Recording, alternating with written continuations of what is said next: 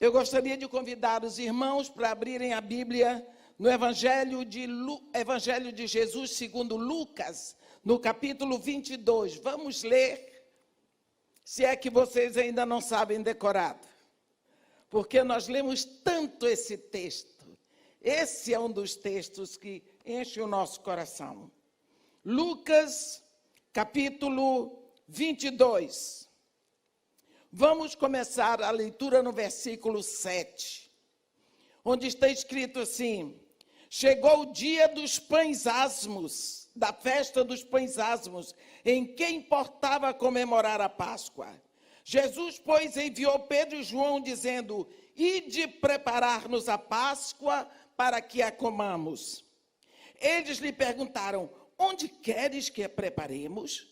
Então lhes explicou Jesus: ao entrardes na cidade, encontrareis um homem com um cântaro de água. Segui-o até a casa em que ele entrar, e dizei ao dono da casa: o mestre manda perguntar-te onde é o aposento no qual hei de comer a Páscoa com os meus discípulos.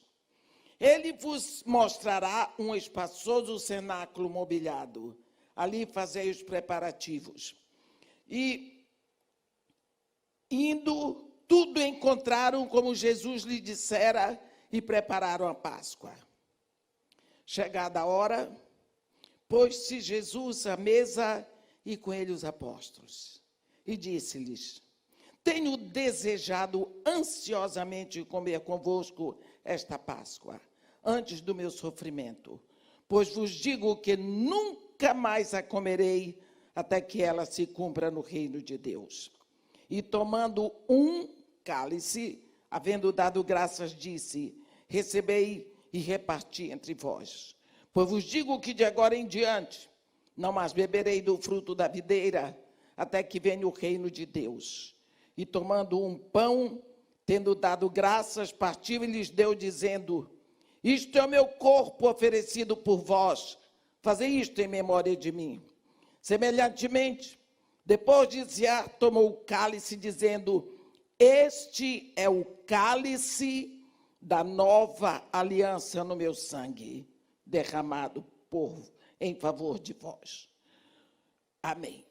Os irmãos podem sentar. Falamos tanto da Páscoa, e chegaram até a confundir a Páscoa e botar no meio tudo o que o mundo pode dar. Chegaram ao ponto de dizer que coelho bota ovo. Nem a coelha bota ovo, quanto mais o coelho. É o coelhinho da Páscoa que sai chocolate. Mas graças a Deus pela sua palavra, que nos ensina que Páscoa não tem nada a ver com coelho, Páscoa tem a ver com o cordeiro. Todas as vezes nós vemos que foi criada uma ordenança por Deus. Quando Deus falou da Páscoa para Moisés lá no Egito, ele diz: Moisés, este dia vos será por memorial, e vós o celebrareis com solenidade ao Senhor, porque neste dia eu tirei as vossas hostes do Egito. E vós o celebrareis com solenidade ao Senhor pelas vossas gerações. Então, a Páscoa é uma ordenança para o povo hebreu. Todos os anos, chegado o dia da Páscoa, eles já se prepararam. A Páscoa é uma celebração da família. Cada casa, a família celebra a sua Páscoa.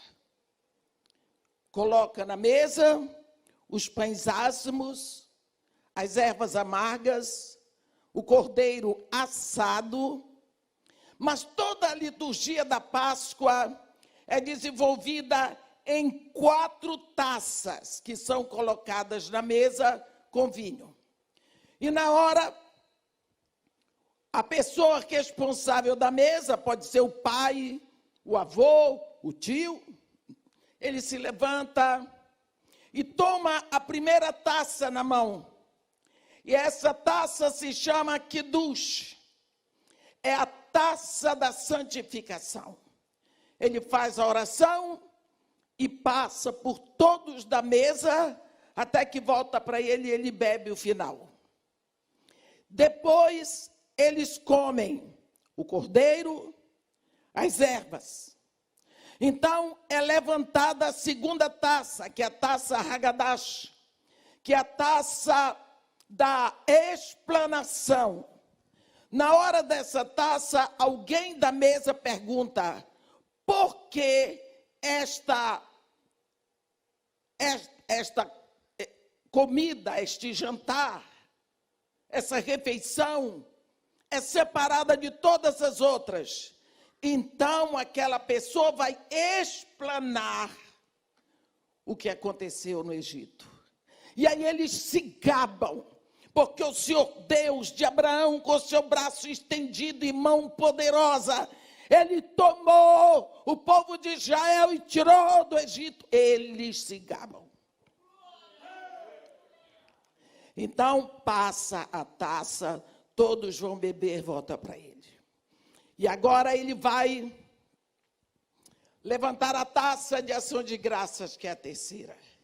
Ele toma um pão, qualquer um.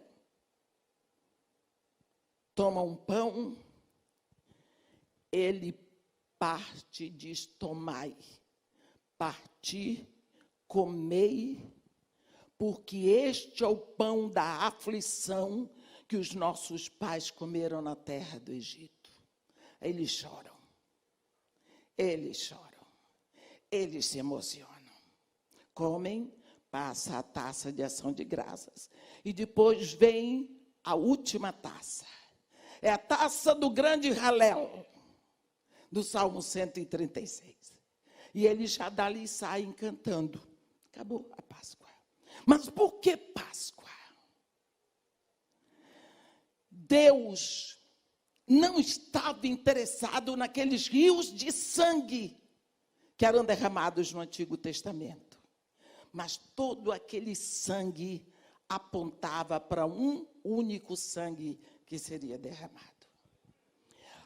O cordeiro. A Bíblia fala em Apocalipse 13 que vão adorar a besta e o falso profeta, todos aqueles que não têm o seu nome escrito no livro da vida do Cordeiro que foi morto desde a fundação do mundo. Deus tem um Cordeiro morto desde a fundação do mundo. Deus tem um Cordeiro. Então, eu quero pedir a você de um modo muito especial hoje. Tome muito cuidado como você trata o seu pastor. Tome muito cuidado como você trata o seu pastor. Porque hoje nós tivemos uma lição linda sobre a verdade bíblica sobre os dons. Vimos, mas você vê Deus, o Pai, sendo pastor desde a fundação do mundo. Porque Deus ainda não tinha um homem, mas já tinha um cordeiro morto. Jesus Cristo nunca se chamou apóstolo, ele pode ser. Nunca se chamou profeta, ele pode ser. Nunca se chamou evangelista, ele pode ser. Mas se chamou pastor. Se chamou pastor, mestre. Eu tenho muito cuidado sobre como tratamos os pastores. Eu tenho medo desse povo. E olhe, a palavra diz, tudo que passar debaixo da vara do pastor, santo será o Senhor. Então, aqui nós vemos a primeira manifestação do Cordeiro, quando Abraão sobe com Isaque no monte da terra de Moriá. Ali nós vamos ver um cordeiro substituindo Isaque no altar de sacrifício. Um cordeiro é imolado no lugar de um homem. Mas na Páscoa nós vamos ver um cordeiro imolado por uma família. Você vai ver que a coisa vai crescendo, porque Deus tem um cordeiro para ser sacrificado por toda a humanidade. E quando Deus instituiu a Páscoa, Ele estava dizendo que todos teriam que comer do cordeiro assado. Mas como eles deveriam comer? Lombos cingidos, sandália nos pés e cajado na mão. Mais ou menos o seguinte: você vai sair, não é? Então você se veste, está cingido. Lá perto da porta fica o sapato e a bolsa, não é isso? Que naquela época era o cajado. Então você vai lá para a porta, vestido, pega a sua bolsa e pega e calça o sapato. Aí come. Aí sai. O que significa que hoje, quando o cordeiro entra em você, você sai do Egito. Você sai da maldição. Você sai do inferno. Cordeiro dentro, partida rumo à terra prometida. Nós precisamos saber disso muito claro. Isso se repete anualmente na casa de qualquer judeu que ainda cumpra tudo isso. Esse foi um dos grandes problemas na Europa. Proibiu-se, primeira coisa, que os judeus celebrassem a sua Páscoa. Não se podia vender para eles cordeiro, nem ervas, nem pães, nem nada. Eles eram mortos por causa disso. Mas no tempo de Jesus se fazia, todos os anos. No tempo de Jesus, eles nasciam e cresciam vendo preparar a Páscoa em casa. As mães faziam os pães, preparavam as ervas, preparavam o cordeiro, tudo pronto até a hora de se assentarem. Todo judeu sabe como é que se prepara uma Páscoa. Então, como foi a primeira Páscoa de Jesus com os seus discípulos? Não sei.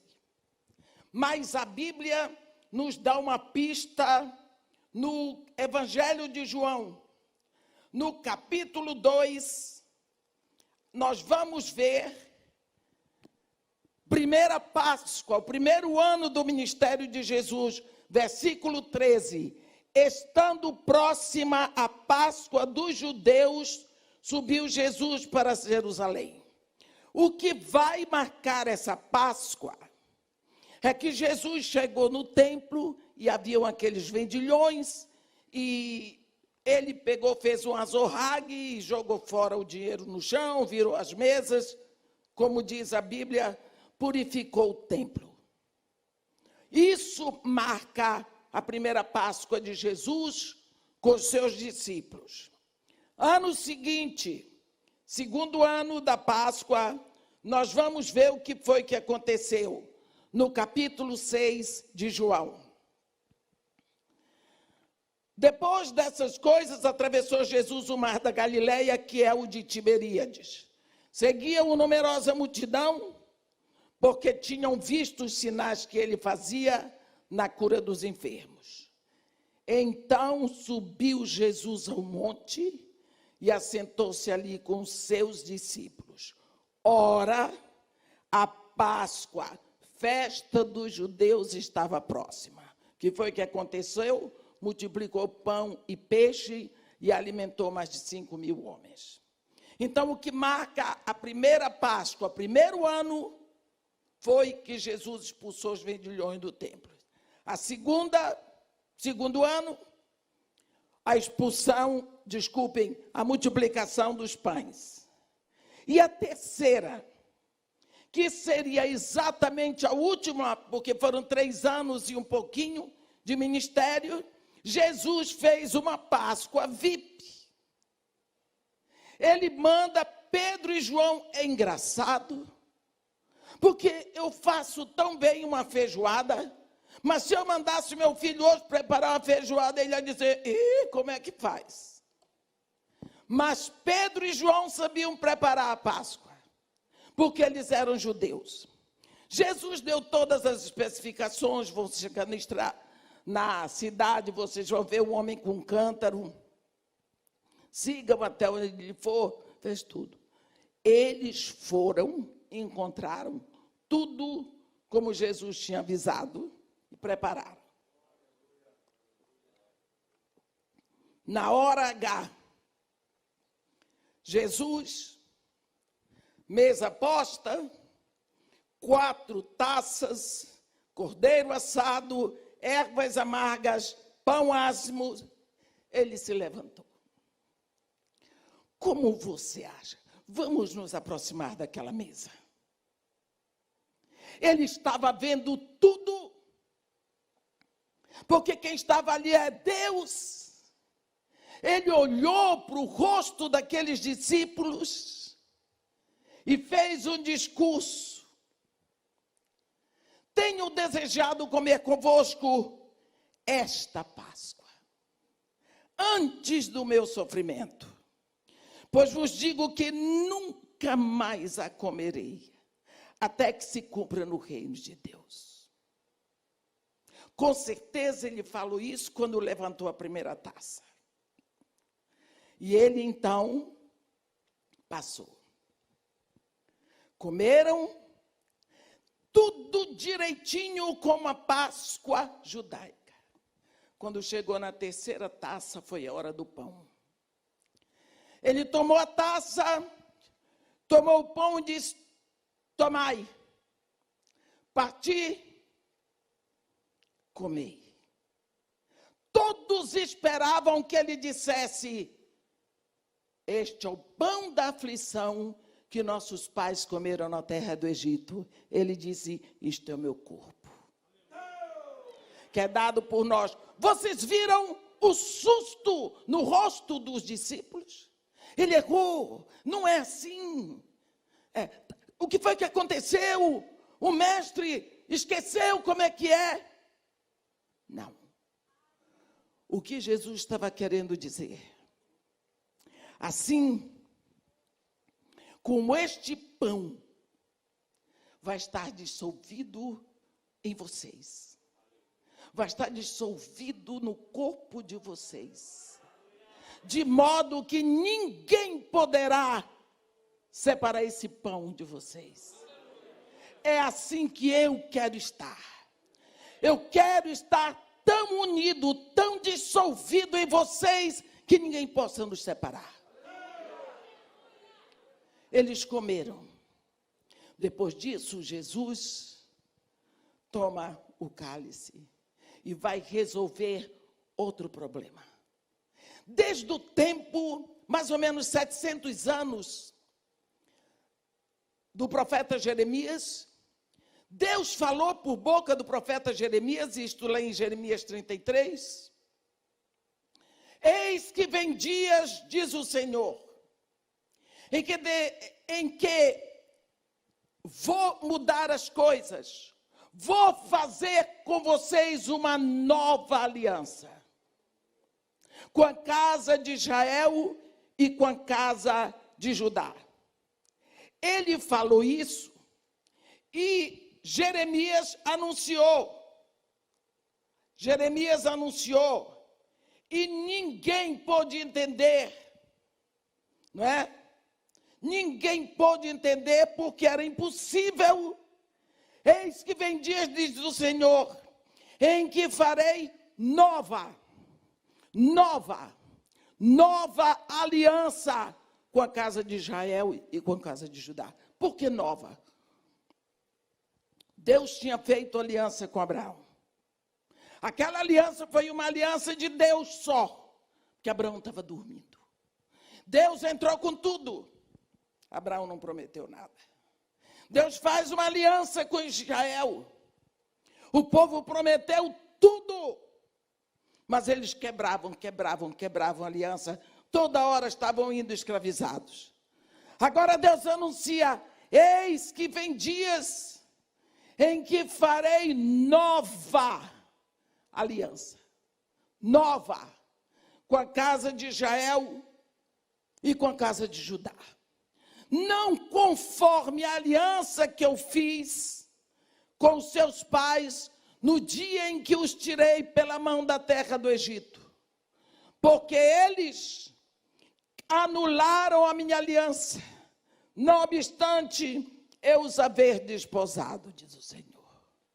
Porque esta é a aliança que farei com eles depois daqueles dias. Nas suas mentes imprimirei as minhas leis. Também no seu coração eu as inscreverei. Eu serei seu Deus, eles serão o meu povo. Não ensinará mais um ao outro dizendo: conhece o Senhor, porque todos me conhecerão, desde o menor até o maior.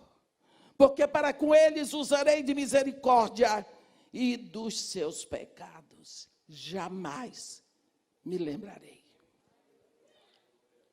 Muito linda, muito promissora a aliança. Mas e aí? Cadê o sangue para selar esta aliança? Como é que se faz aliança sem selar com sangue? A aliança tem que ser selada com sangue. Qual é o sangue que sela essa aliança? A primeira aliança, houve sangue de novilho, de cabra e de ovelha e de carneiro. Selado. A segunda aliança, sangue de novilho. Êxodo 24. Mas e essa aliança? Qual é o sangue que vai selar? Uma aliança sem sangue não pode ser selada. Então, este capítulo 31 de Jeremias ficou assim desacreditado. Uma nova aliança sem selo de sangue. Agora, na ceia, instituição da ceia, término da Páscoa, Jesus Cristo diz: este é o sangue da nova aliança, este é o cálice da nova aliança no meu sangue. O que é que ele está dizendo? Lembram-se da nova aliança enunciada pelo profeta Jeremias? O sangue que sela essa aliança está agora correndo nas minhas veias. É este o sangue. Ninguém sabe qual é o sangue. Aqui está o sangue. Jesus sabia que dali a 24 horas, menos, ele estaria morto e enterrado. Então, quando nós pensamos nisso, você vê ali naquela mesa da ceia, tantas coisas sendo desvendadas, reveladas, descobertas para aqueles discípulos. E de tantas coisas que Jesus falou para Paulo, quando ele chamou Paulo para ensinar a ele o que ele devia ensinar aos gentios, ele falou desse mistério. Ele ensinou direitinho para Paulo. Quem ensinou não foi Paulo, não foi Pedro, não foi João, não foi Tiago, não. Foi o Senhor.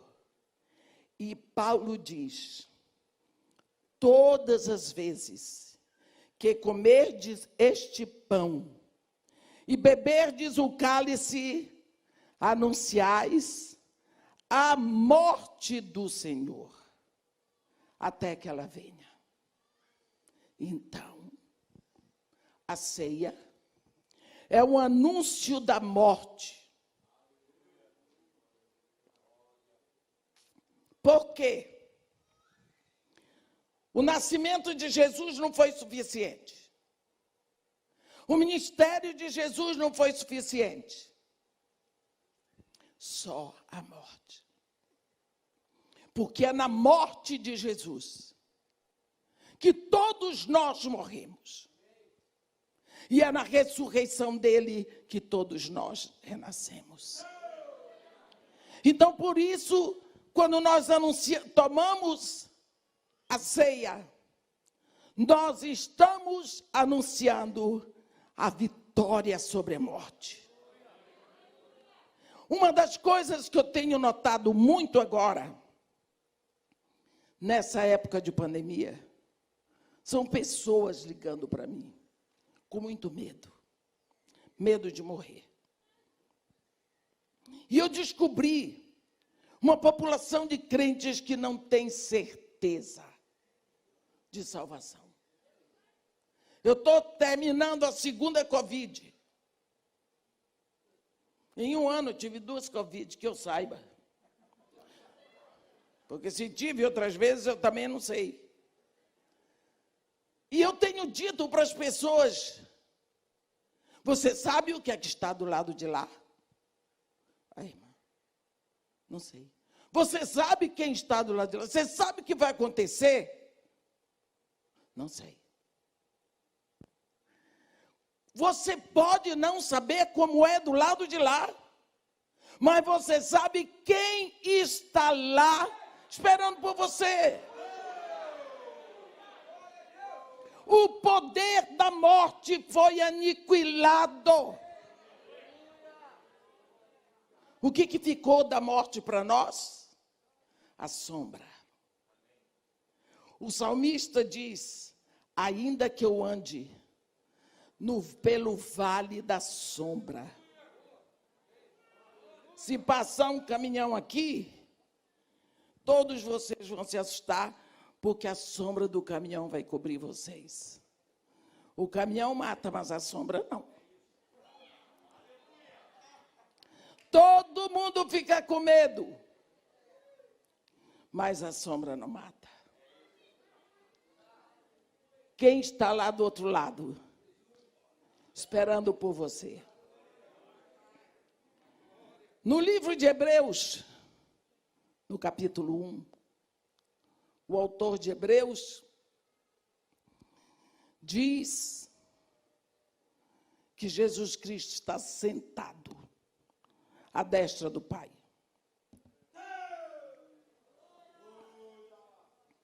Mas em Atos 7, Estevão diz que Jesus está de pé. Com certeza, Jesus levantou para receber Estevão. Eu acredito que ele está sentado, mas ele levanta para receber você. Para dar aquele abraço bom. Acho que é por isso que crente gosta tanto de abraçar. Quando nós vemos isso, podemos anunciar essa morte, porque é uma morte vencida. É uma morte tomada. O poder da morte foi levado.